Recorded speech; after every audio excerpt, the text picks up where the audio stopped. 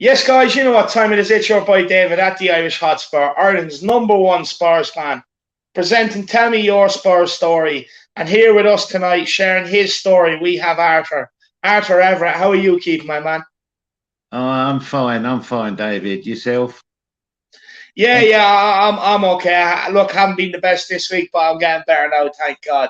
But look, Arthur, I've a few questions for you. As you know, it's your Spurs story. I'm sure you've seen the few of them. Yeah. So we'll get straight into it. So look, supporting Tottenham, it's a roller coaster of emotions. You know, it gives us fans many highs and low moments. You would know that more than most of us now, Arthur. You know, look, but it also creates bonds. It creates bonds that'll never be broken. Well, how did you get into supporting Tottenham? Basically, I was born in it. I was born at my nan's house, which is just off of White Hart Lane. Oh, wow. At the very top of White Hart Lane is a road called Cavil Road. And that's where I was born. And that's where I was born, in Cavil Road. Jesus, so you were born into it. You were given no option. Yeah, I was given no option. Yeah, true. That was it. I was a Spurs supporter from the day, I was born. And were you brought straight down to the ground after you were born, considering you're so close? I can't remember that, but I know I went down there a few times, because there's certain things what stick in your mind when you're younger, and they stay with you forever. Yeah. I can remember certain things. When I was younger, pushing down in the pram and all that lot. When I was about 4 or 5, saying that's the Spurs and all that lot. But where I was born, as I say, in Cavil Road, I actually lived behind the Spurs ground. Oh, wow. A place called Burbridge Way. That's where we lived. That's where we lived, in Burbridge Way. But I was born in Cavil Road. Just off. So you get to hear all the noise then every match day then? Sorry? You get to hear all the noise every match day? Oh, crikey, yeah. When we was younger, about 6, 7 years old, there's a few of us, a couple of us, about 3 or 4, I think. But in those days, you were safe to walk out on your own, the children. You know what I mean? I'm talking about 1955, when it was all safe to go out on your own as kids. Yeah. And we used to wander up there and, listen to the noise and all that lot, and stand outside and listen to the crowds and all that. Soak it all in, soak in all the atmosphere and everything. Take it all in, yeah. But what we used to do as well, we used to wait till Saturday wait till dinner time on a Saturday. Yeah. And then the coalman would go round and start delivering his coal on the horse and cart. So then we would nip into the coal yard and fill up some buckets of horse manure. And then we used to go around knocking on people's doors, asking them if they want to buy some horse manure, for their flat, tomatoes and all that lot. And we used to get a couple of pence for it and all that lot. So we'd do that, and then we'd go up to the Spurs ground. We'd go to the chippy and buy some chips, and we used to just wait outside the ground and listen to all the noise and all that lot. And then we used to go down the high road when the game finished and all that lot, and wait for the Spurs players who used to go in the pub down the high road. They didn't used to go in the Bill Nicholson pub at the end of the main. When you come out the main terrace, there's a pub on a corner. But they used to go down the road. So we used to wait there for them. and get all the autographs and smelling the bullshit. I should imagine. No, you're dead right. You're dead right. Look, living every kid's dream, getting to go and meet the players and get the autographs and everything else. Oh yeah, yeah. We used to sell them at school. Some of them, whoever ain't got one, we used to sell them for a penny or tuppence, like that. But yeah, we was Yeah, no, I always. was just about to ask you, was that your next scheme, one of your next schemes, selling the autographs and stuff like that? Oh yeah, we done all that. We done all the selling the autographs. Oh yes, yeah. We done all that. We used to ask them what autographs they wanted, Yeah, and that's what we used to do.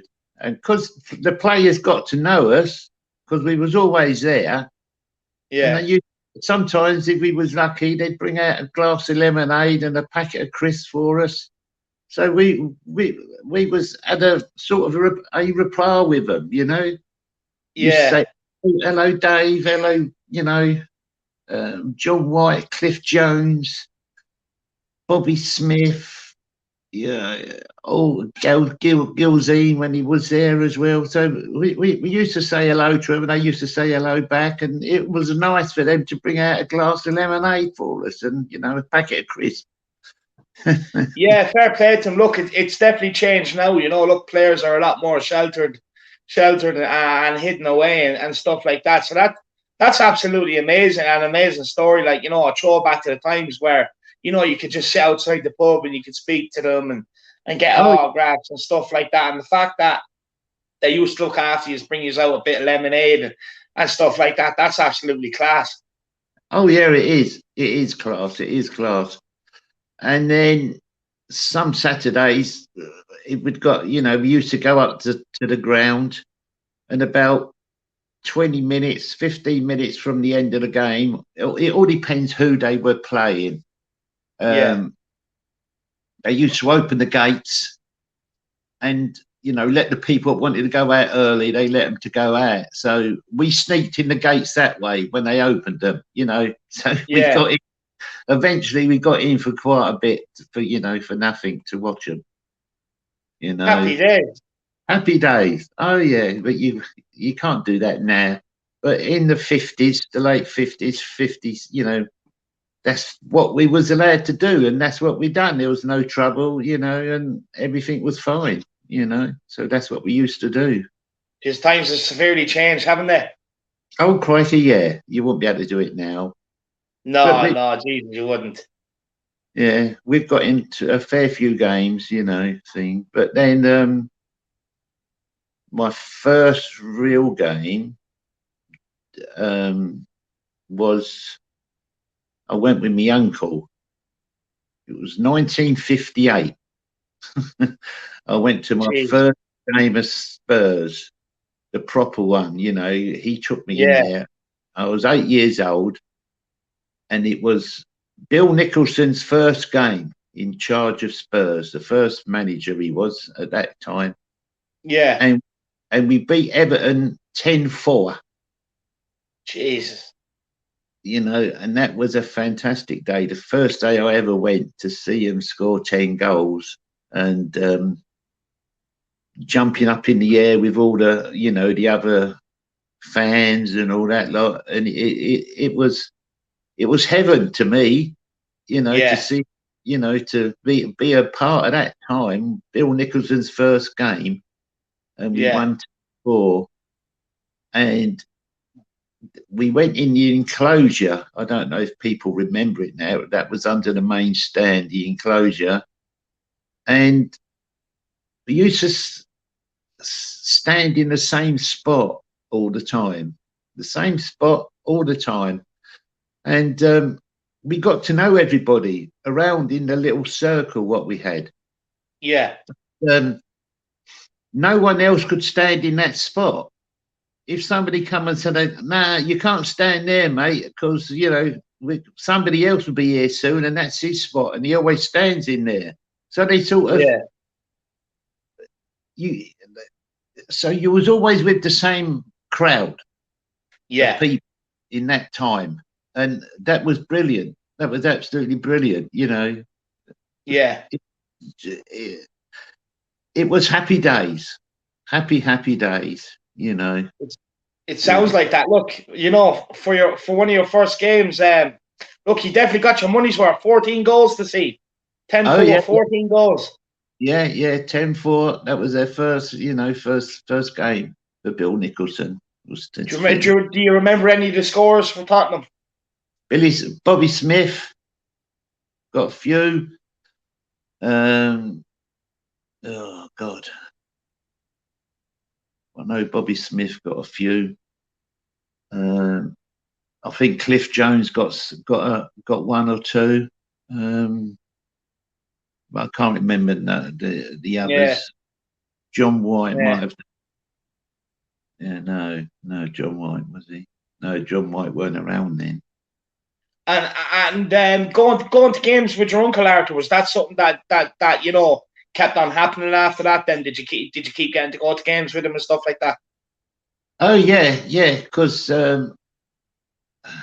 we moved then up to a little village outside of Luton, and I used to go down there then in my car, and we always met up with my uncle at his house, and always walk down White Hart Lane with all the other thousands what used to walk down White Hart Lane, and we bumped into, and I always thought he was a West Ham fan because I saw him on the telly, and that was it was Alf Garnett, but his real name was Warren Mitchell, wasn't it? Yeah. Do you remember Alf Garnett? No, I wouldn't say no. What? Till Death Us Do Part, the comedy program, Till Death Us Do Part. No, I don't think I've ever seen it. Well, we'll say I always thought he was a Spurs fan because in the program he was a West Ham fan. But quite a few times we walked down with him, because he parked his car by the railway station in someone's house, and we always, quite a few times we walked down with him, and talked about the old days and the football and Christ knows what. Talked about the old players who we see, because my favourite players for Spurs was John White and Dave Mckay. Why were they your favourite players, Arthur? Sorry? Why were they your favourite players? John White was magical. He was, just a magical player. He done things when he was around what Glenn Hoddle used to do years ago, in front years of them. after.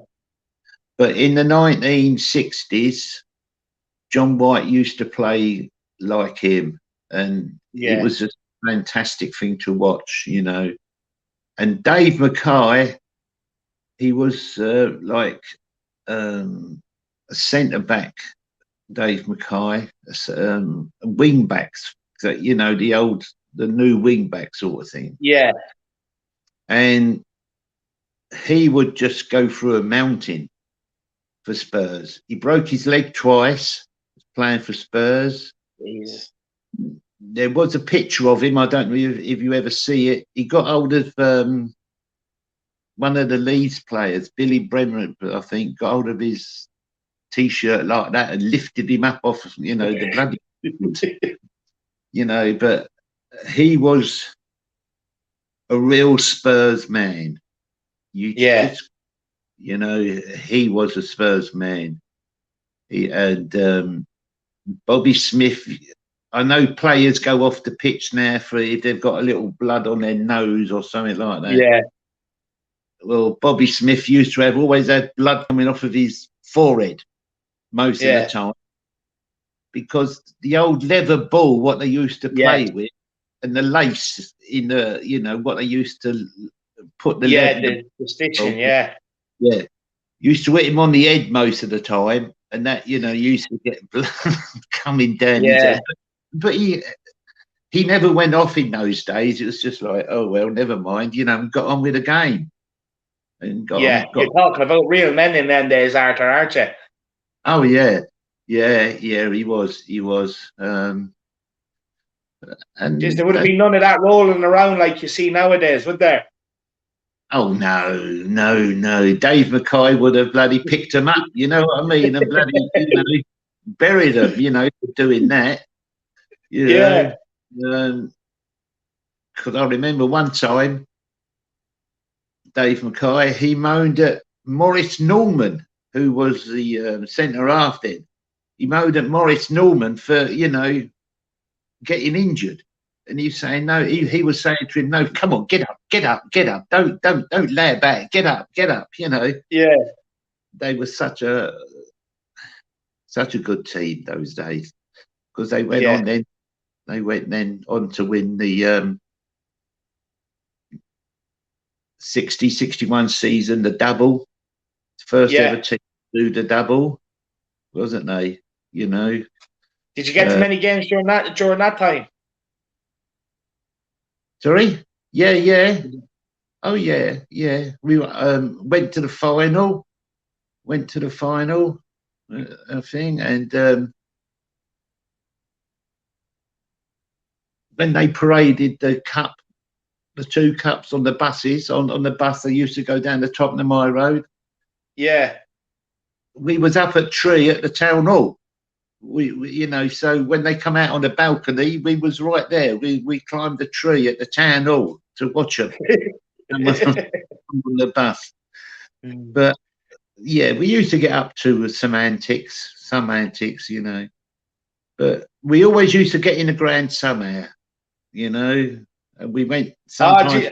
Arthur, I'd well believe it, selling horse manure and some of the stories you've been telling us on the Matt Hayes channel and stuff like that. I well believe you knew how to make, and selling the autographs. I well believe you knew how to make a buck to get to the game. Oh yeah, we used to go around with a peanut man. They used to have a man go in the Spurs ground and sell peanuts. Yeah. And we used to go there and help him sell the peanuts. He'd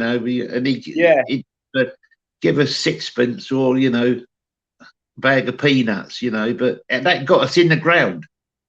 Yeah. Going to help the peanut man. So we got in a few games for nothing. No, you're dead right. You know what I mean? You show your dedication to Tottenham there, that you're willing to do anything to try and make a buck to get to the ground. So you have to admire and respect that. Oh yeah, we did. Yeah. There was another game there. We beat 1960. It was. We beat Crewe Alexandra 13-2 at Tottenham. That was another fantastic game. I think that's still down as Tottenham's highest ever scoring game, if I'm correct. Yeah, it is. Yeah, the highest game, 13-2. Were you there for that game? You were. Yeah, I think we got in at half time. So how many goals did you miss at half when you got in at half time? About 6, I think. That's 6. So you still got another 7. That's not too bad. Yeah, but we was running around doing the peanut man and all. No, look, you're dead right. Peanuts. But Arthur, I want to cast your mind back. So yeah, look.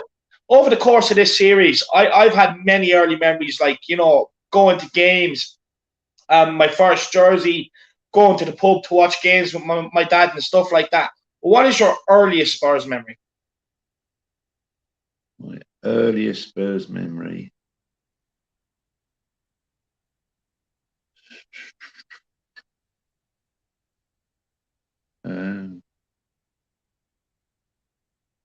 My earliest Spurs memory.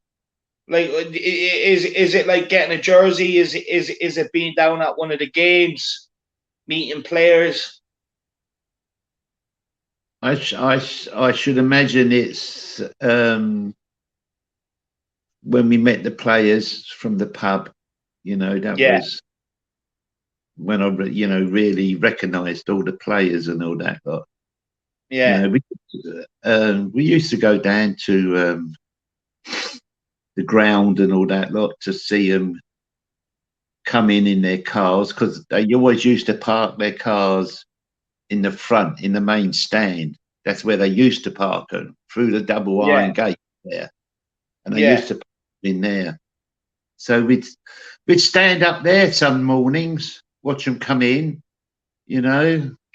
We never got time to speak to them really, because they just drove straight in. But, you know, it was waving at them and they waved at us, and, you know, just getting the feel of the place, you know. Yeah.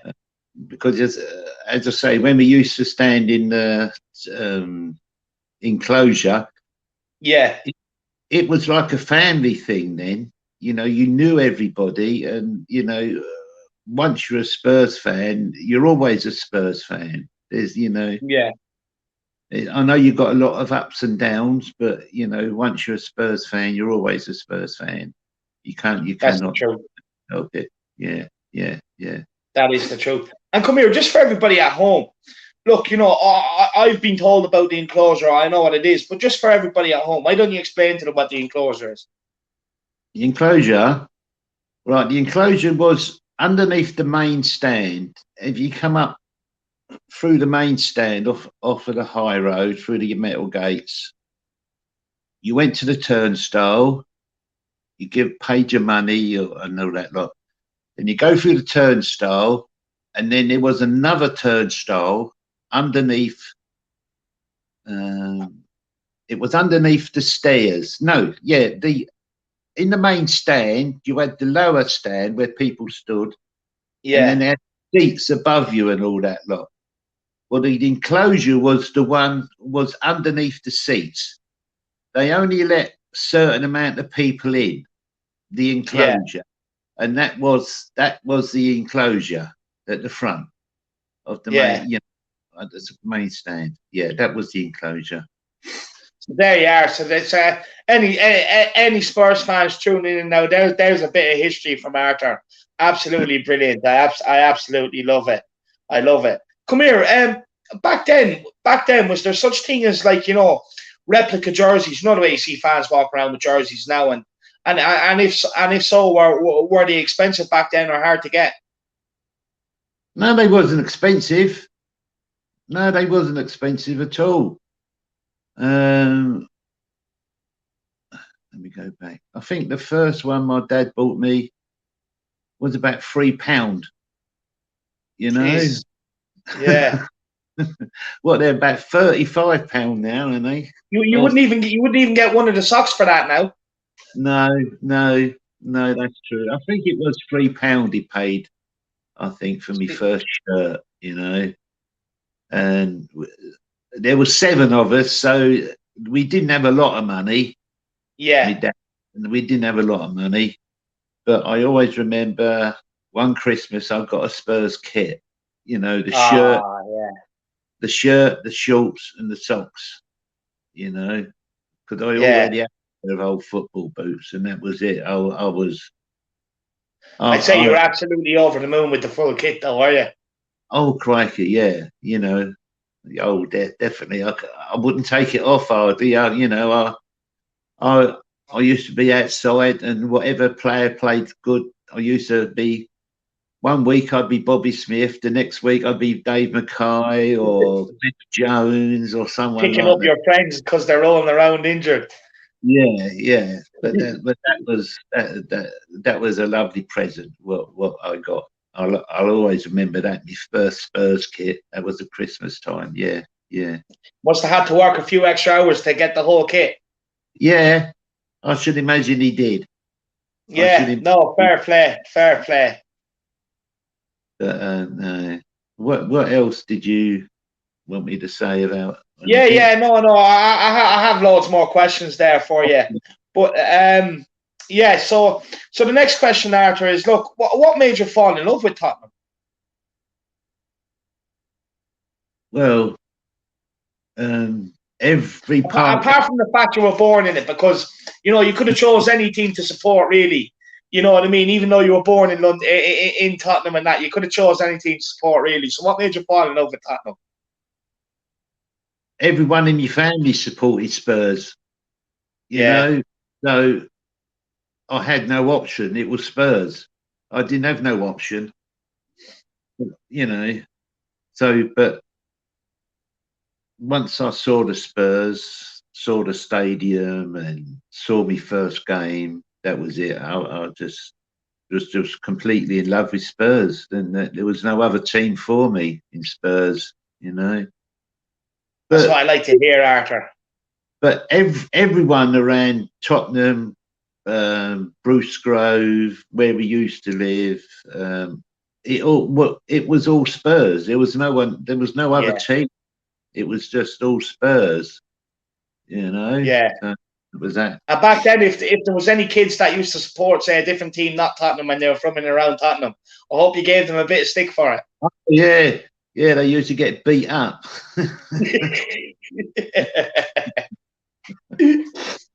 Yeah. No, you're dead right. Yeah, yeah. But, And come here, do you still have any of your old jerseys that you had when you were a kid or anything like that? I don't think I have. No. Yeah. No. Yeah, because we've moved a few times now. Yeah. You know, so no, I haven't, David. Otherwise, I'd have shown you them, but I haven't got them. Yeah, I was going to say I'd love to see them. I was going to say that because look, my ma gave me a big Hoddle recently, and in it is all my jerseys from over the years as a kid, from from my very first jersey, which was nice to get with all the jerseys in it and all, and that they were kept and all. It was brilliant. Yeah, yeah. I remember my first pair of football boots. They were the old type football boots. I don't know if you can remember them. They all leather, but they come up to your ankles, come past your ankles, and they had like a toe protector over the toe, you know. Yeah. And laces up the middle, not like these carpet slippers they wear these days. These are carpet slippers. these were the old proper football boots, you know. Yeah. They were football boots. That was my first pair of football boots. Yeah. And were you any good as a child playing football? I don't think I was bad.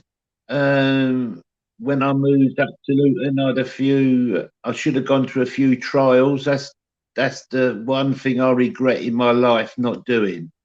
I got some trials for Reading, Swindon, and Luton, but I never went, and that was my regret. I regret that now all of my life. Yeah. And why didn't you go? I was out with the boys, and I didn't want to, be away from the boys and the girls and all that lot. But I regret it now, David. Do I regret it? I'm not saying I would have been made it, but you never know. That's it. Yeah, that's the truth. I think it's one of them things that'll always eat at you, because it's one of them things you just never know until you know what I mean. It could have been so different if you would have went. I get that. Oh yeah. So a little bit of advice to anybody that if you get an option to do anything, do it, because if you don't, you'll regret it for the rest of your life. Yeah.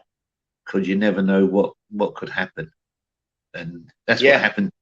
That's what happened to me. Never. And you still sit there nowadays thinking, "What if?" Yeah, that's right. That is right. Yeah.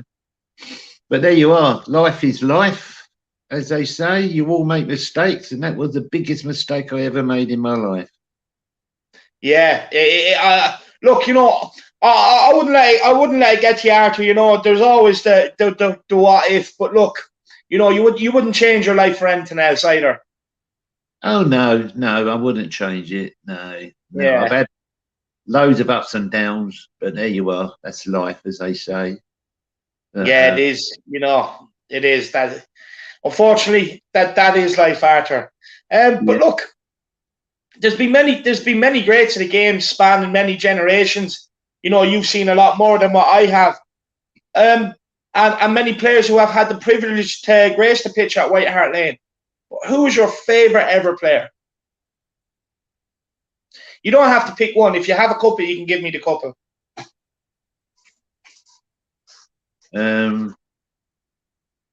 Favourite players. Well, Dave Mckay's got to be one.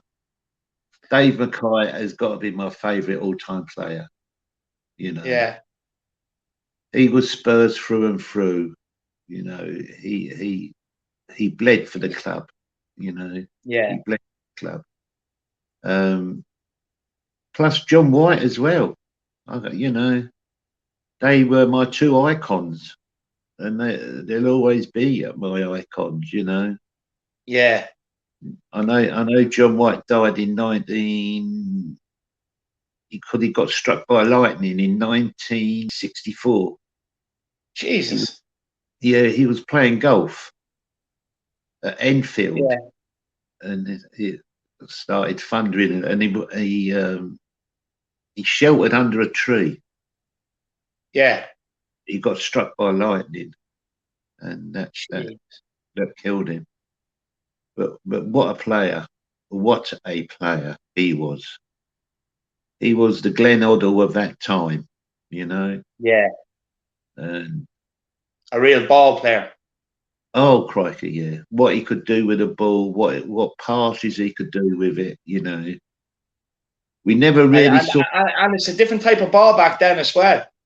Oh yeah, it was a leather soaking wet ball. Once it got wet, it got wet. Yeah, I'd say it was a heavy fucker to kick as well. Oh, it was heavy. You know, you get that in your face, you know it.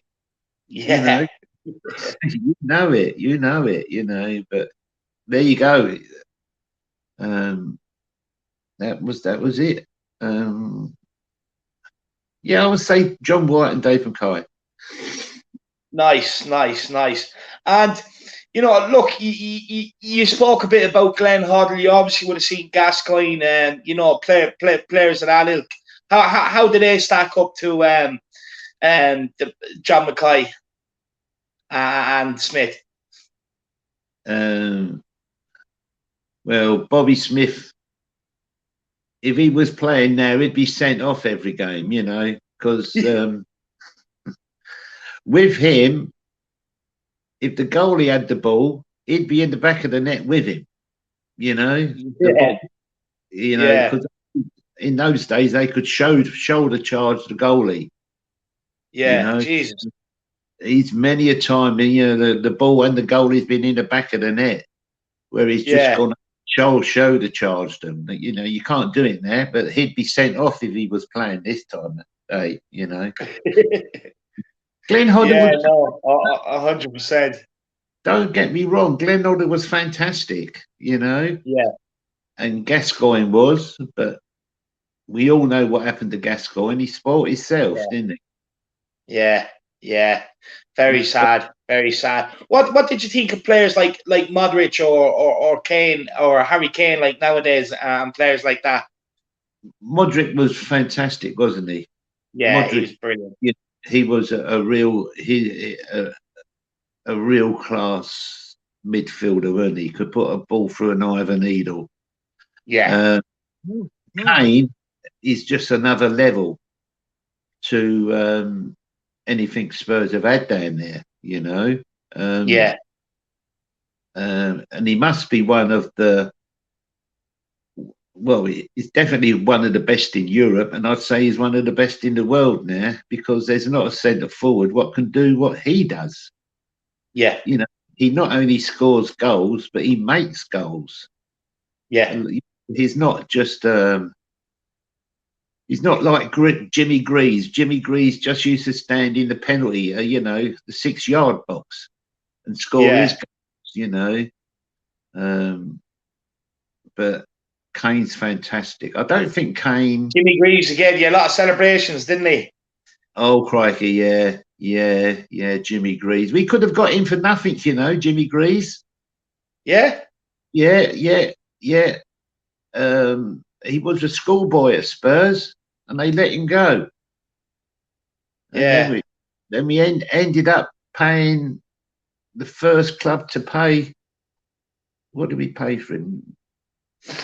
99,000, weren't it? No, or 900. No, 99,999p or something. He was the first player to be sold for £100,000, and Jesus, Spurs bought him because he went from yeah. Chelsea to some foreign team. But Jesus, so they could have saved themselves money in the long run if they didn't let him go. Yeah, they didn't let him go. Oh yeah. And come here. One of my outlads' favourite players is Ozzy Artiles. How good was he? Ozzy was very, very good. Ozzy. Remember watching him in the World Cup final, Argentina, and then the next minute we knew that Keith Bergenshaw went out there and he signed him. But he was very, very good. He was better than Ricky Villa. Yeah. You know, I thought he was better than Ricky Villa. Very good centre midfield player, Ozzy. You know, very strong for his size. You know, he was strong for his size. Scored a few goals, but I suppose everybody will still think of Ricky Villa's goal against Manchester City in the when was FA it? Cup. Yeah, 1981 when they beat 3-2 Spurs, didn't they? They beat Manchester City 3-2. Yeah. Villa got 2, and who got the other one? Graf Cooks got 1, and Villa scored that amazing goal where he dribbled through those players. Yeah. You know, and I was lucky enough to be behind that end at Wembley when he scored that goal. That Wednesday night. Yeah, it was just fantastic to see him. I'd say you went crazy. Oh yeah, went crazy. Yeah, I only seen that goal not so long ago. Actually, I only watched it not so long ago. It was a very good goal, great goal. Oh yeah, and it was a good game. The whole game was a good game, you know. Yeah. The whole game was a good game, but they've won a few cups, Spurs. You know, especially Bill Nicholson. I think it's been the best manager Spurs have ever had, Bill Nicholson. Me personally, you know, he won 13 trophies at Spurs, Bill Nicholson. No other manager's done that. And did you know that some of his ashes are built under the new Spurs stadium? They buried them under the new Spurs stadium. Oh, did they? I didn't know that, no. Yeah, some of his ashes are under the new Spurs stadium. Oh, wow. Yeah. No, I didn't know that. I didn't know that whatsoever. But come here. So that brings me on to the next question, Arthur. Is look, you know, we've had many great managers in the dugout over the years. You know, different philosophies and different management styles. But who's your favourite ever? My favourite ever manager? Yeah. Bill Nicholson. There's only one. Yeah. Some have come close, but Bill Nicholson was really put us on the map. You know, with the run and push football, one touch football, run, push, run. You know. Yeah. First team to get the double. Then Keith Bergenshaw was good. I liked Keith Bergenshaw as a manager. And then we come on to Poch, was very good. I thought Poch was good. Yeah. Now we've got Jose. I think he's a world class manager, Jose. Yeah. But this club hasn't supported the managers with buying new players for a few years now, if you know what I mean. Yeah. They'd have supported the club more, the owners. We could have won a lot more trophies. I think. Yeah. But they haven't supported the managers like buying players and all that lot. And that's how I see it. You know, other Yeah. people see it the other way, but that's how I see it. You know. No, look, I fully agree with you. I do think they need to start backing these managers when they come in the door. Like, look, how do they expect a manager to bring success and bring continuous trophies to the club if they're not going to buy in the best quality players to do that? Really, look, like, look, you're not even talking about bringing in the very best players. You're talking about when we do sign a player. Like, for instance, we could have had Bruno Fernandes instead of Lo Celso. Now, look what Bruno Fernandes has done and replicated since he's come to the Premier League, and everyone talks about his attitude and his desire to win. Now, if we would have pushed the ball out with 10 million more, we would have had him in our team. You know what I mean? And this is the problem with the board. They're always trying to cut a penny here, cut a penny there, and it's costing us. Yeah, it's the same with Jack Grealish, weren't it? They never. I think another 5 million, and he was ours, but they never done it. So there you go. Yeah, and look, he's a great player now. I really like him. Look, obviously, I'm a bit devastated that he's not in the Ireland setup anymore. You know that he's in the English setup now. But look, you've a real player on your hands there. A real player on your hands. He's a very good player, and I think he'll make a good impact at the Euros this year. Yeah, he will do. He will do.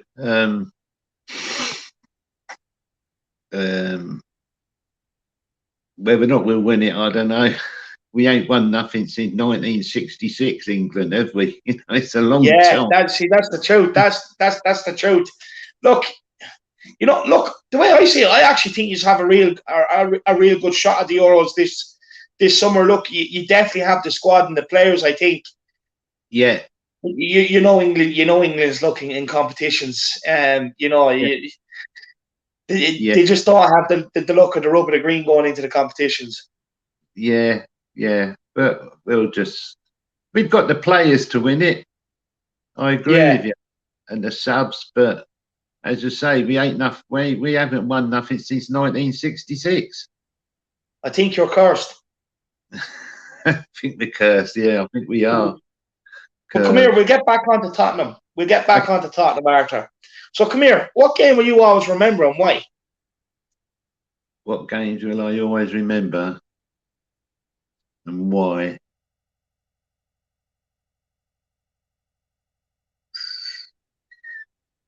You've a lot of games to pick from there. You've seen our team lift many a trophies.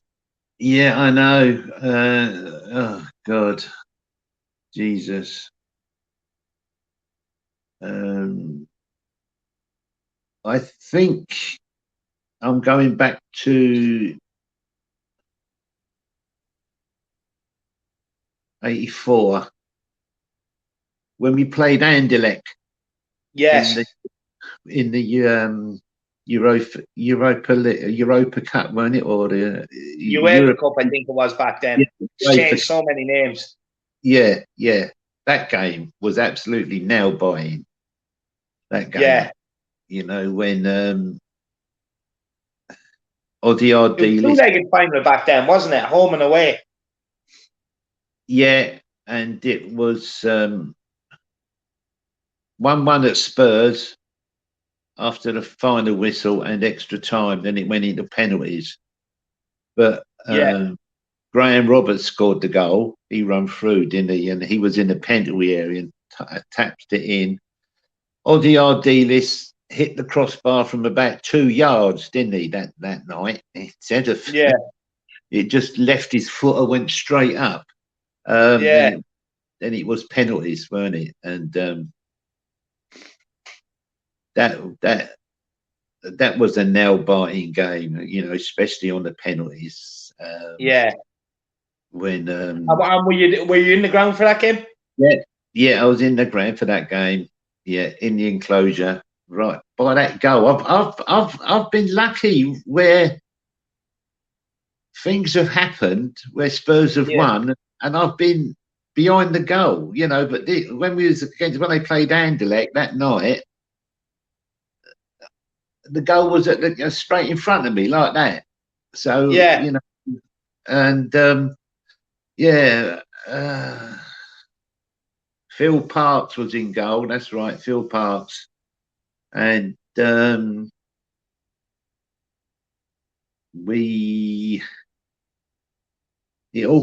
was it. It was all down to the last penalty, weren't it? If he'd had saved the last penalty, we won it 4-3, and that was it. But he saved 2 penalties that night. Yeah. Phil Park saved 2 penalties that night, and then when he saved the last penalty, that was it. You couldn't stand still, you know. I say he went nuts. Oh yeah, you just couldn't. You just went nuts, you know. But there we go. That was really. I'd say Tottenham High Street was packed that night. I'd say there was barely room to move. Yeah, you couldn't even get in the fish and chip shop, you know. Yeah. No, I'd well believe it. I'd say that was some night. Oh, it was some night. You know. Yeah. Crikey, I don't know what time we got back to my uncle's house, because it was just, oh man, it was just crazy. It was just crazy, you know. You come out, you went in the pub. Oh man, it was crazy. It was crazy. It was fantastic, but crazy. Yeah, no, 100%. I'd say the Anderlecht fans couldn't wait to get out of there. No, they were very quiet. Nah, look, you would be, you know, watching your team lose the UEFA Cup final. You would be. Yeah. But as I say, we've won, you know, a fair few cups, you know. Yeah. The Carling Cup we've won, ain't we? Yeah. When we beat Chelsea 2-1. But the best game I saw on telly, I think, or the best result one we had was against Atletico Madrid, when we beat them 5-1 away. Yeah. That was some result as well. You know, that was really some result. Yeah. I just hope it ain't too long there before we, you know, win another cup. You know, it's got. I hope so too. It's becoming very, very painful now. It is kind of painful. We've got the players, but I don't know what's happening to them. One week they'll play fantastic. The next week they'll, you know, Dan tools. You know. Yeah. No, look, for me, I think it's just a case of rotating the squad. I think there's too many of these players that have been here too long and never only up to recently to find themselves in and around the first team, but we're never really, you know, players that we relied on up until recently. And I think that's the problem. It's just the inconsistency, and you can see why. You can see why half of them failed to get into Pochettino's team. Oh yeah. But no, it's sad. It's sad. But look, come here. Look, you said you were at the Crew game. You were at the 10-4 game. So you've been to games with many goals in it. What's your favourite ever goal scored? My favourite ever goal was Glenn Hoddle, when we got relegated, and I forget the team we was playing. It wasn't on telly. I don't think it was even on Match of the Day or whatever, but I think it was against Bolton, where he was on the right wing, Glenn Hoddle, running down, you know, and I think he beat 2 defenders, and he was well outside the penalty area. Yeah. And he hit this ball with his left foot, you know, and I don't know how he done it. Everybody what was standing around me was just amazed how he done it. He hit it with his left foot, and it just curled in. from outside the penalty area, you know, and it was Yeah. over. It was over on the right wing. It wasn't in front of the goal. It was over Yeah. on the right wing. It was just a shame it wasn't never on telly, you know. But Yeah. that is one of the greatest goals I've ever seen. Yeah, Yeah. that's it. It's just a shame it wasn't on telly. Yeah, my old lad always tells me about Hoddle and some of the things he could do with a football and some of the goals he scored. Oh yeah, yeah, yeah. He was magic. There was no two ways about it. You know, you was Yeah. blessed to see him. You know, you were blessed to see him. And it's like Yeah. Gascoigne. It's like Paul Gascoigne, wasn't it? He was incredible player as well. But you Yeah. know, we all know what happened to Paul Gascoigne. Yeah. It's sad. It's sad. But look, Yeah. Arthur.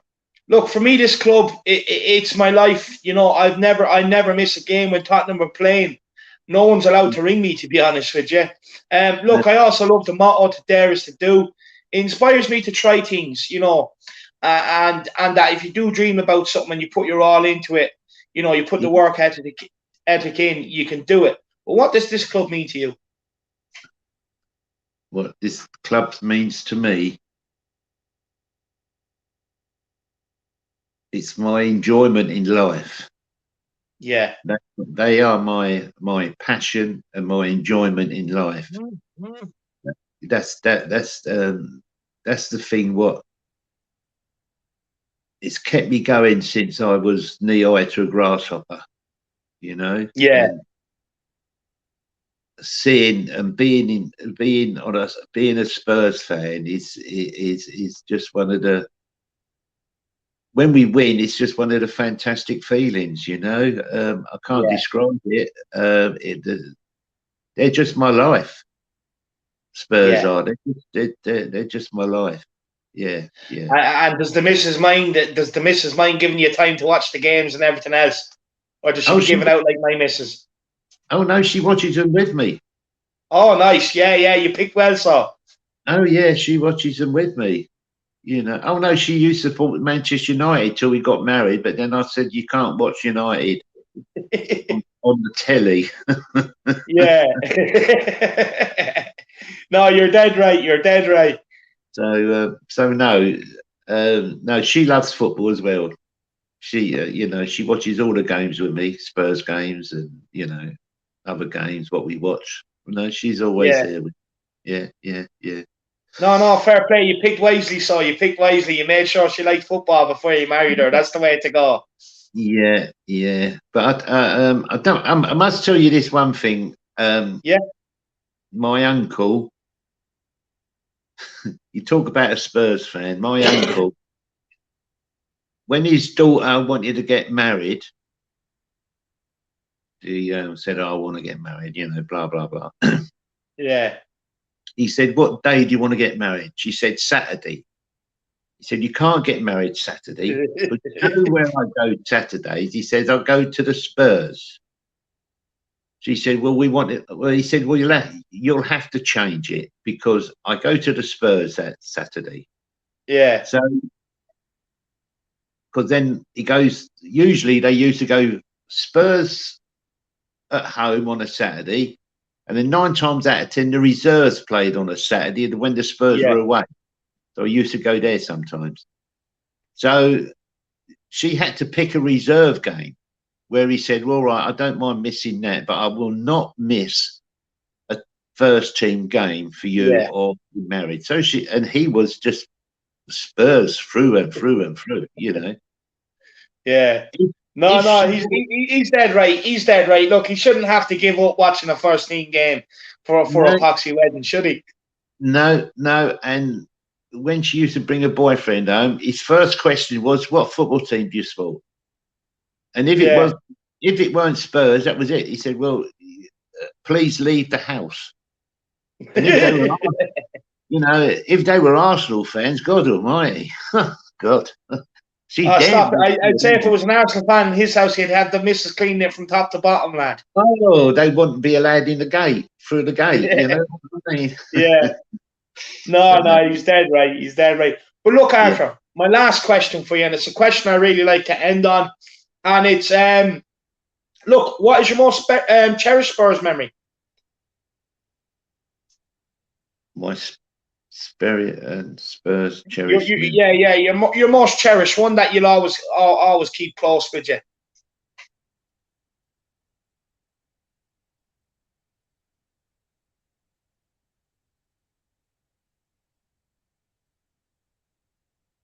Dave Mckay bringing me a glass of lemonade out and a packet of crisps. Yeah. You know, and yeah. I thought for him to do that, to bring me a glass of lemonade out and a packet of crisps, for him to give up that little bit of time, and come and talk to me and say, "There you are," because we've seen you out here all the time, and there's goodbye. That's my treasured memory of Spurs. Is that? And of course, he's one of your favourite players as well. You know, so fair play to him. Yeah, but that's my favourite memory, for him to have time. But the in those day and age, the footballers had time. You know, it's not like now. They zoom out in their cars or whatever, but they had time for the fans. You know, they had time for the fans. They talk to you, and they sign autographs and all that lot. I know they still sign autographs now, but it's a bit different nowadays to my day. It's more than a bit different. It's a lot different now. Different now. Look, I'm not sure for the better either. I'm not sure if it's for the better either. But look, Arthur, have you any more stories or anything else you want to tell us before we end off? Any more stories? Oh God, I've got so many, but I was thinking of them.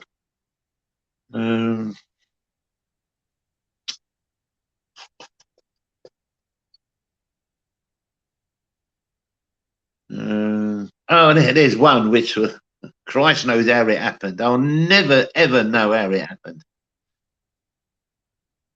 Spurs were playing away to Nottingham Forest, right? And I think it was Artiles and Ricky Villa's first game for Spurs away. They played Nottingham Forest, so we went up there in a van. This old Bedford beat up van. We went up in. I think there was about 14 of us, I think, going up in this old van. And after rafters. Yeah. And we was walking along by Trent Bridge, because you've got the river on one side, haven't they? And going in there, we thought we was following the crowd because we had our scarves inside. Our jackets, because we was all mingled up, and with the river by the side, we thought, well, this could be a bit of trouble if they put the scarves on and started shouting Spurs. Some of us are going to end up in the drink here, and we went, and 6 of them went in the wrong end. 6 of them, they ended up in the Nottingham Forest end. I'd say they were quiet for the whole game. Yeah, when we come back, we said, what happened? He said, well, we was following this queue, but he said, we didn't know where you went then. He said, well, we went down the side of the ground. He said, well, I thought you was going through that ground bit there. So we said, how did you get on? He said, we stood there all bloody game, not saying a word, I'd well believe it. I'd well believe they did. Yeah, he said, we didn't see the goal, we didn't see nothing. A waste of a journey for them. Yeah, wasted journey for them, And then when we got back, some bugger let all their tyres down in the van. No way. Yeah, because we had some idiot put Spurs on it, so they let all the tyres down. For fuck's sake. So how did you get out of that then? Had to jack it up and took it in turns of taking the wheels down to the garage, which was about a 3 mile walk down the road. So we had to walk about 3 miles down the road, carrying a tyre, a wheel, blow it up, blow them up, go back, and then the other lot took the other lot, the second lot down there, and that's how we had to do it. Jesus Yeah. Christ, man. You know, but Somebody, look, that story right there perfectly sums up your passion for the club, your dedication for the club. And look, Arthur, I really want to say a special thank you for coming that's on what, and doing this. I've been looking forward to this for a while now, hearing your stories, and you haven't let me down, my man. all right. Thank you very much, David, for letting me come on. You know, No problem at all, Arthur. You're welcome on anytime at all. You know that. You always have a home at the Irish Hotspur. yeah, I know. Thank you very much, David. That's No good. problem at all. No problem at all. But look, you know, I hope everyone's enjoyed this week's episode. If you did, make sure you smash that like button. Make sure you smash the subscribe button on the channel. Also, hit that notification bell so you can be notified every time I put out a new video. Look, a big thank you to Arthur for coming on and sharing his memories. Thank you to the Harris Army and anyone else out there for tuning in. Until next time, in Jose we trust. Come on, you Spurs. Come on, you Spurs.